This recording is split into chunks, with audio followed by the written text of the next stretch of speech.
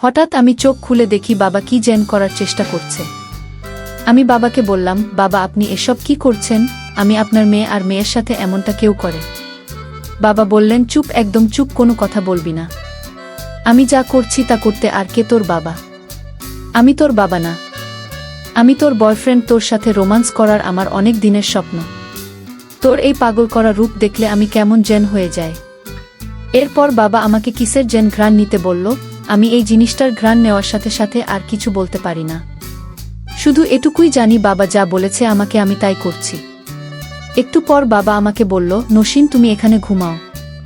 আমি তার কথা মতো তার এখানে ঘুমিয়ে পড়লাম। এরপর বাবা আমার সাথে যা করলো তা শুনলে আমি গ্যারান্টি দিয়ে বলতে পারি তোমাদের দাঁড়িয়ে যাবে। তাই ভিডিওটা শুরু থেকে শেষ পর্যন্ত দেখার অনুরোধ রইল। বন্ধুরা, তোমাদের কাছে বিনীত অনুরোধ, তোমরা এই চ্যানেলটি সাবস্ক্রাইব করে রেখো। তাহলে কথা না বাড়িয়ে এবার সরাসরি ঘটনায় চলে যায়। আমার নাম নসীন, বয়স মাত্র 18। আমি দেখতে বেশ সুন্দরী, লাবণ্যময়ী। তবে অনেকে আমাকে আবেদন হয়েছে বলে আর আমার চোখে নাকি মায়া আছে। আমার এক বান্ধবী আমাকে প্রায় কথাটা বলতো। আমার উচ্চতা 5 ফুট 4.5 ইঞ্চি। আমি ক্লাস 10-এ পড়ি। আমার বাবা একটি বেসরকারি প্রতিষ্ঠানে চাকরি করে। আমার বাবার আগে পোস্টিং ছিল রাঙামাটিতে, কিন্তু গত 1 মাস হলো চাকরি বদলি হয়ে গেছে চট্টগ্রামে। যার কারণে বাবা, মা এবং আমার এক ছোট ভাই, যার বয়স 4 বছর, সবাইকে নিয়ে চট্টগ্রামে চলে এসেছে। আমাকে চট্টগ্রামের একটি কলেজে ভর্তি করে দিয়েছে। আমি প্রতিদিন নিয়মিত ক্লাস করি। আমি আর আমার ছোট ভাই থাকতাম এক রুমে, আর মা বাবা থাকতো অন্য এক রুমে। তবে আমার মা বাবা যে রুমে থাকতো আমি তার পাশের রুমে থাকতাম। আমার ক্লাসের এবং প্রাইভেটে প্রচুর চাপ ছিল। অন্যান্য দিন আমি রাত 10টা পর্যন্ত পড়ালেখা করে ঘুমিয়ে যেতাম, কিন্তু পড়ার বেশি চাপ ছিল। তাই আমি ভাবলাম আজ রাত 12টা পর্যন্ত পড়ব। আমি মনোযোগ দিয়ে পড়ালেখা করছিলাম, আর আমার ছোট ভাই ঘুমিয়ে পড়েছিল। আমি পড়তে পড়তে হঠাৎ একটি কিসের যেন শব্দ শুনতে পেলাম। লক্ষ্য করে দেখলাম আমার মা বাবা রুম থেকে শব্দটি আসছে। কিসের যেন মানির মতো। আমি একটু অবাক হলাম। এরকম অবাক করা শব্দ শুনে আমি কিছুটা ভয় পেলাম, আর মনে মনে ভাবতে লাগলাম, মা বাবার রুম থেকে তো কখনো এমন শব্দ আসে না। তাহলে মা বাবা রুমে কি হচ্ছে? তারপর আমি ভয়ে আমার ছোট ভাইকে ধরে নাকে মুখে কাদা দিয়ে শুয়ে পড়লাম। একটু পর আমি ঘুমিয়ে পড়লাম। সকালে ঘুম থেকে উঠে দেখি বাবা বিছানায় নেই। মায়ের রুমে গিয়ে দেখি বিছানা এলোমেলো হয়ে আছে। আমার মনে হয়েছে রাতে কেউই রুমের মধ্যে মারামারি করছে। তারপর আমি জানালার পাশে চেয়ে দেখলাম কিসের যেন দাগ লেগে আছে। আমি এসব দেখে আমার নিজের খুব ভয় লেগে গেল, কিন্তু আমি ভয়ে বাবা মায়ের কাছে কিছু বলিনি। আর আমি যদি বলি যে বাবা মা, রাতে তোমাদের রুমে কিসের শব্দ শোনা গিয়েছিল, তাহলে হয়তোবা আমার মা বাবা আমাকে খারাপ কিছু বলবে। তাই আমি আমার বাবা মাকে কিছু বলিনি। পরের দিন আমি খুব সকাল সকাল স্কুলে চলে গেলাম। স্কুলে যাওয়ার সময় আমি বুঝতে পারলাম কেউ যেন আমাকে ফলো করছে। পিছন দিকে চেয়ে দেখি কেউ নেই। আমি তখন চমকে গেলাম। আমি আবারও সামনের দিকে হাঁটতে লাগলাম। হঠাৎ আমি শুনতে পেলাম কেউ যেন আমাকে ডাকছে। পিছনে ফিরে দেখি কেউ নেই। দিনের বেলা এমন অবাক করা কাণ্ড। আমি তখন মনে মনে একটু ভয় পেয়ে গেলাম। ঠিক এইভাবে আমি তাড়াহুড়ো করে স্কুলে চলে গেলাম। স্কুলে ক্লাস শেষ হলে আমি আবার ঠিক এই রাস্তা দিয়ে আসছিলাম। আবারও আমি অনুভব করলাম কিসের যেন পায়ের শব্দ আমার পিছনে। আর আমার যেন মনে হলো কেউ আমাকে পিছন থেকে আক্রমণ করবে। আমি ভয়ে ভয়ে খুব দ্রুত গতিতে রাস্তা পার হতে লাগলাম। হঠাৎ আমি আবার শুনতে পেলাম কেউ আমাকে ডাক দিলেন, অশ্বিন, একটু দাঁড়াও। আমি পিছনে ফিরে দেখি কেউ নেই। মনের ভিতরটা ভয়ে কেঁপে উঠল। ঠিক এইভাবে আমি ভয়ে ভয়ে বাসায় চলে আসলাম। একদিকে এই ভয়ানক ঘটনা, আবার অন্যদিকে আমার পড়ার খুব চাপ। আমি বাসায় এসে ফ্রেশ হয়ে খাওয়া দাওয়া করে পড়তে বসলাম। পড়তে পড়তে কখন যেন রাত 12টা বেজে গেল। আমি টের পাইনি। হঠাৎ আজকে আবার আমি গতকালকের মতো কিসের যেন গোঙানির শব্দ শুনতে পেলাম আমার বাবা মায়ের রুম থেকে। আমি আজকেও ভয় পেয়ে গেলাম, আর মনে মনে ভাবতে লাগলাম এটা কিসের শব্দ, আর এটা কি? রাতে আমার বাবা মা রুমে কি হয় আমি কিছু বুঝতে পারছি না। আবার মাঝে মাঝে নিজের মনকে সান্ত্বনা দিই, হয়তো বাবা মা ওই রুমে কাজ করে, আর কাজের শব্দ এরকম হয়। এভাবে ভয়ে ভয়ে আমি প্রায় 1 মাস চলে গেল। রাতে কোনোদিন আমার ভালো ঘুম হয় না। এদিকে আমার সামনে পরীক্ষা আর আমার এই ভয়ানক কাণ্ড দেখতে দেখতে আমার রাতে ঘুম যে হারাম হয়ে গেছে। মনে মনে ভাবলাম আমার বাবা মা রুমে রাতে কি হয় তা আমাকে যে করে হোক জানতে হবে। এর আগে তো যখন আমরা রাঙামাটিতে থাকতাম তখন তো এমন হতো না। আমি মনে মনে ভাবলাম এর রহস্য আমাকে জানতে হবে, কিন্তু কিভাবে জানা যায় চিন্তা করতে লাগলাম। আর আমার মোবাইলে ফেসবুক দেখতে লাগলাম। হঠাৎ করে মোবাইলের একটি বিজ্ঞাপন দেখলাম যে ক্যামেরা দ্বারা এক রুম থেকে অন্য রুমে কি হয় না হয় সব আমি আমার রুম থেকে দেখতে পারবো। তবে শর্ত হচ্ছে যে রুমে ক্যামেরাটা রাখবো সেই রুমে লাইটের আলো থাকতে হবে। কিন্তু বাবা মা তো ঘুমানোর সময় লাইট অফ করে ঘুমোন। তাহলে এখন আমি কি করে রহস্য জানব? চিন্তা করতে করতে মাথায় একটি বুদ্ধি এল। পরের দিন আমি বাবা মাকে বললাম আমার আজ ভাল লাগছে না, মা আজকে আমি স্কুলে যাব না। মা বলল ঠিক আছে তাহলে তুই ঘুমিয়ে থাক, তোর বাবা অফিসে চলে গেছে আর তোর ভাইয়ের জন্য কিছু কেনাকাটা করব। আমি মার্কেট থেকে আসি, দরজা লাগিয়ে ঘুমিয়ে পড়। তারপর আমি আমার এক ক্লাসমেটকে ফোন দিলাম। আমার ক্লাসম্যান আবার বেস্ট ফ্রেন্ডও বলতে পারেন। সে সকল বিষয়ে মোটামুটিভাবে আমাকে সহযোগিতা করে। আমি বললাম রাতুল, আমাদের বাসায় হঠাৎ করে লাইট জ্বলছে না, তুমি একটি ইলেকট্রিশিয়ানকে নিয়ে কি আমাদের বাসায় একটু এখন আসতে পারবে? আমার পড়ালেখার অনেক চাপ, লাইট জ্বললে আমি পড়ব কি করে? আমি তখন বুদ্ধি করে আমার বাবা মা রুমের লাইটের একটা তার ছিঁড়ে রাখলাম, যাতে রাতুল আমাকে মিথ্যাবাদী না ভাবতে পারে। কিছুক্ষণ পর রাতুল একজন ইলেকট্রিশিয়ানকে নিয়ে আমাদের বাসায় হাজির হলো। আমি রাতুলকে বললাম, দেখো তো আমাদের এই রুমের লাইট কি হয়েছে, লাইটটা জ্বলছে না কেন? ইলেকট্রিশিয়ান চেক করে দেখে তারগুলো ছিঁড়ে। ইলেকট্রিশিয়ান বলল, ম্যাডাম রুমের তা ছাড়া, এই কারণে লাইট জ্বলছে না। আমি বললাম আচ্ছা ঠিক আছে তাহলে এটা ঠিক করে দিন। আর বললাম ভাইয়া আমার আরেকটি কাজ করে দিবেন। ইলেকট্রিশিয়ান বলল কি কাজ আপা? আমি বললাম এই লাইটটা আরেকটি অন অফ সুইচ আমার এই রুমে লাগবে, আপনি কি আমাকে একটা সুইচ লাগিয়ে দিতে পারবেন? সে বলল ঠিক আছে, আমি লাগিয়ে দিচ্ছি। তারপর তারা আমার কাজ শেষ করে চলে গেল। পরের দিন আমি অনলাইন থেকে সেই মিনি ক্যামেরা অর্ডার দিই। কিছুক্ষণ পরেই ডেলিভারি ম্যান আমাকে সেই মিনি ক্যামেরাটা এসে দিয়ে যায়।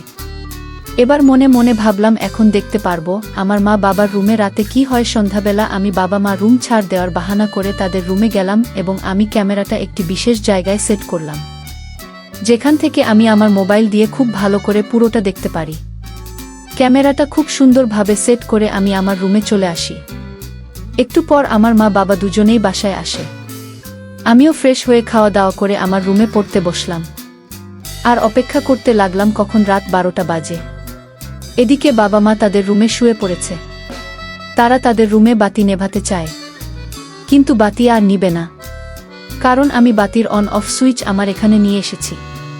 তারপর বাবা মা বাতি অন রেখে তারা শুয়ে পড়ে। রাত যখন 12টা বাজে তখন আমি আমার মোবাইল সিসি ক্যামেরাটা অন করি। একটু পর আমি দেখতে পাই বাবা মা রুমের জানালা দিয়ে কি যেন একটি আসছে।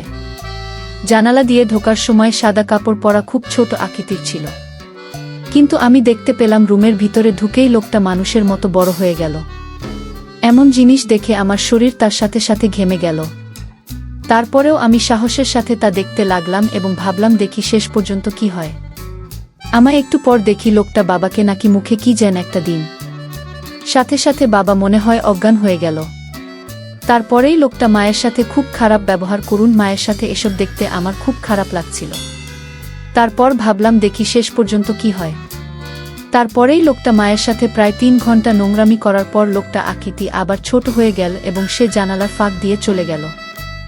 বিষয়টা দেখে আমি একদিকে ভয় পেলাম, আবার অন্যদিকে ভাবলাম ওকে যে কিনা প্রত্যেক দিন বাবা মা রুমে ঢুকে মায়ের সাথে এমন কাজ করে, অথচ বাবা অজ্ঞান হয়ে পড়ে থাকে কেন? ভাবতে ভাবতে সকাল হয়ে গেল। সকালে উঠেই আমি স্কুলে চলে গেলাম, কিন্তু স্কুলে যাওয়ার সময় কেন জানি আমার মনে হয় আমার পিছনে কেউ হাঁটছে। এইভাবে আমি স্কুল থেকে চলে আসলাম। আজকে আর সিসি ক্যামেরা অন করিনি, কারণ মায়ের এই অবস্থা দেখতে আমার ভাল লাগে না। পড়তে পড়তে আজকে আমি সকাল সকাল একটু আগে ঘুমিয়ে পড়লাম, কিন্তু রাত যখন 12টা বাজে তখন আমি লক্ষ্য করলাম কেউ যেন আমার সাথে খারাপ আচরণ করার চেষ্টা করছে। তখন আমি চোখ খুলে দেখি বাবা আমার সাথে ওই সব আচরণ করার চেষ্টা করছে। আমি বললাম, বাবা আপনি আমার সাথে কি করছেন? আমি আপনার মেয়ে। বাবা আমাকে বললেন চুপ। আমি যা করছি তা করতে দেওয়ার কে তোর বাবা? আমি তোর বাবা না, আমি তোর বয়ফ্রেন্ড। তোর সাথে রোমান্স করার আমার অনেক দিনের স্বপ্ন। তোর এই পাগল করা রূপ দেখলে আমি কেমন জেন হয়ে যায়। তারপর বাবা আমাকে কিসের জেন ঘ্রাণ নিতে বলল। আমি এই জিনিসটার ঘ্রাণ নেওয়ার সাথে সাথে আর কিছু বলতে পারি না, শুধু এইটুকুই জানি আমাকে বাবা যা যা বলেছে আমি তাই করছি। একটু পর বাবা আমাকে বলল, নসীন তুমি এখানে ঘুমাও। আমি তার কথা মতো ঘুমিয়ে পড়লাম। তারপর বাবা আমার সাথে প্রায় 1 ঘন্টা পর্যন্ত খুব খারাপ আচরণ করল। আমি বাবা এই সব অত্যাচার নির্বেশ সহ্য করলাম। তারপর সকাল হলো, আমি বাবাকে দেখে আর কথা বলি না। একটু পর বাবা আমাকে বলল, নসীন এদিকে আসো। আমি বললাম, না বাবা, তোমার কাছে আমি আর যাব না। বাবা বলল, কেনশিন আমি কি করেছি? আমি বললাম, বাবা তুমি রাতে আমার সাথে খুব বাজে আচরণ করেছ। আমি তোমাকে অনেক ঘৃণা করি বাবা। বাবা বলল, কি বলছিস তুই এসব? আমি কখন তোর সাথে খারাপ আচরণ করলাম? তোর কথা তো আমি কিছুই বুঝতেছি না। আমি বললাম, কেন বাবা তুমি আমার সাথে রাতে বাজে ব্যবহার করো নাই? বাবা বলল, না আমি তো সারা রাত বিভোর ঘুমেছিলাম। আমি আবার তো রুমে গেলাম কখন। বাবার কথা শুনে আমি অবাক, তাহলে কি আমার সাথে রকম করলো? কিন্তু আমি তো স্পষ্ট বাবাকে দেখতে পেলাম। বাবা আমার মুখ থেকে এমন অবাক করা কথা শুনে বাবার মনটা খারাপ হয়ে গেল। এইভাবে 1 সপ্তাহ পর্যন্ত আমি লক্ষ্য করলাম বাবা প্রতিদিন রাতে আমার রুমে আসে আর আমার সাথে খুব বাজে আচরণ করে। আর আমি প্রত্যেক দিন বাবাকে দিনের বেলা এইসব বলি। এসব বলার পর দেখি বাবার মন খারাপ হয়ে যায়। ঘটনার রহস্য জানার জন্য পরের দিন রাতে বাবা আমার রুমের খাটের তলায় লুকিয়ে রইল। কিন্তু আমি জানি না, রাত যখন 12টা বাজল তখন আবারও সেই লোকটা বাবার ছদ্মবেশে আসলো। আমার সাথে তখন খারাপ আচরণ করে জানালা দিয়ে চলে যায়। বাবা তখন বুঝতে পারে এটা কোনো মানুষ না, এটা নিশ্চয়ই কোনো খারাপ আত্মা, যে আমার রূপ ধারণ করে আমার মেয়ের সাথে খারাপ করে বেড়ায়। সকালে ঘুম থেকে উঠে বাবা পুরো বিষয়টা আমাকে খুলে বলল। তখন ভয়ে আমার গা কেঁপে উঠল। আমি ভাবলাম, তাহলে যে লোকটা মায়ের সাথে খারাপ করে বেড়াতো, এবার কি সেই লোকটা আমার সাথে এসব করছে? ভাবতে ভাবতে আমি যেন পাগল হয়ে যাচ্ছি। তারপর আমিও বাবাকে তাদের ঘরের ভিতর প্রতিদিন যে শব্দ হতো তার সবকিছু খুলে বললাম। সবকিছু শোনার পর বাবা খুবই বিস্মিত হয়ে ভাবতে লাগলো। তারপর বাবা কিছুক্ষণ ভাবার পর আমাকে বলল, আরে চল আমরা এক জায়গায় যাব। আমি বললাম, বাবা কোথায়? বাবা বলল, রামনগর গ্রামে এক ভালো তান্ত্রিক থাকে, চলো বিষয়টা আমরা তার কাছে বলে দেখি। আমি বললাম, আচ্ছা ঠিক আছে বাবা। আমি রেডি হয়ে বাবার সাথে চলে গেলাম তান্ত্রিকের কাছে। তান্ত্রিক আমাকে খুব ভালোভাবে চেক করুন এবং বাবাকে বলল, এই সিরিজ তোর মেয়ের উপর এক দুষ্ট আত্মা ভর করেছে। সে তোর বউয়ের সাথে আগে এই আচরণ করত, তারপর তোর মেয়েকে দেখে ফেলায় এখন তোর মেয়ের সাথে এসব করে বেড়াচ্ছে। আর শোন, এই দুষ্টু আত্মা অনেক দিন ধরে মেয়ের পিছু নিচ্ছে, কিন্তু তোর মেয়েকে গ্রাস করতে পারে না, কারণ তোর মেয়ে এতদিন ছিল শুদ্ধ। আর যেদিন এই দুষ্টু আত্মা তার বোনের সাথে এসব করে সেদিন তোর মেয়ে তা দেখে ফেলে, যার ফলে তোর মেয়ে অসুস্থ হয়ে যায়। আর এই দুষ্ট আত্মা তোর মেয়ের সাথে এই রকম বাজে কাজ করার সুযোগ পেয়ে যায়, কারণ এই দুষ্টু আত্মা কোনো ওষুধ ও মেয়ের সাথে এসব করার ক্ষমতা নেই। আমার বাবা তখন তান্ত্রিক মশাইকে বলল, তান্ত্রিক বাবা এখন কি করা যায়? তান্ত্রিক বাবা বলল, একটা বড় যজ্ঞ করতে হবে, আর এর জন্য তোর মেয়েকে একটি কঠিন কাজ করতে হবে। যদি তোর মেয়ে এই কাজটি করতে পারে, তাহলে তোর মেয়ে এই অশুভ আত্মার হাত থেকে রক্ষা পাবে।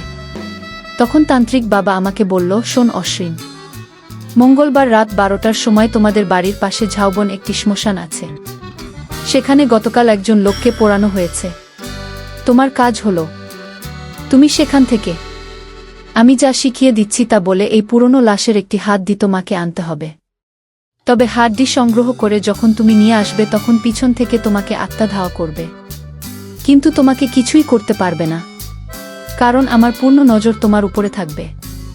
তবে নিয়ে আসার সময় কোনোভাবেই পিছনে ফিরে তাকাতে পারবে না।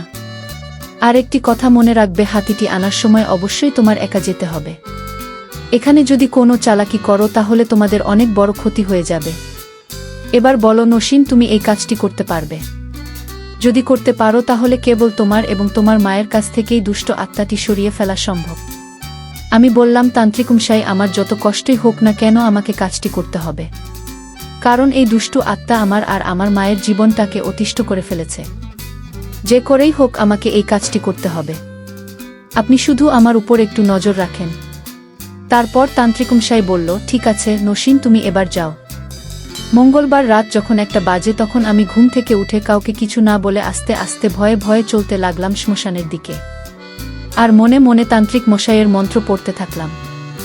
অবশেষে যখন আমি শ্মশান থেকে হাতিটি নিয়ে চলে আসি তখন আমার কাছে মনে হলো যেন আমার পিছনের সমস্ত কিছু ভেঙে আমার উপর ফেলে দিচ্ছে। তারপরও আমি পিছনে ফিরে তাকাইনি। তবে মনের ভয় আমি তান্ত্রিক মশাইয়ের মন্ত্র পাঠ করেছিলাম। হাতিটি এনে খুব যত্ন করে রেখে দিলাম। পরের দিন বাবাকে নিয়ে তান্ত্রিকমশাই এর কাছে গেলাম। তান্ত্রিকমশাই হারটি পেয়ে অনেক খুশি হলেন এবং এই দিন রাতে আমাকে নিয়ে একটি যজ্ঞের আয়োজন করলেন।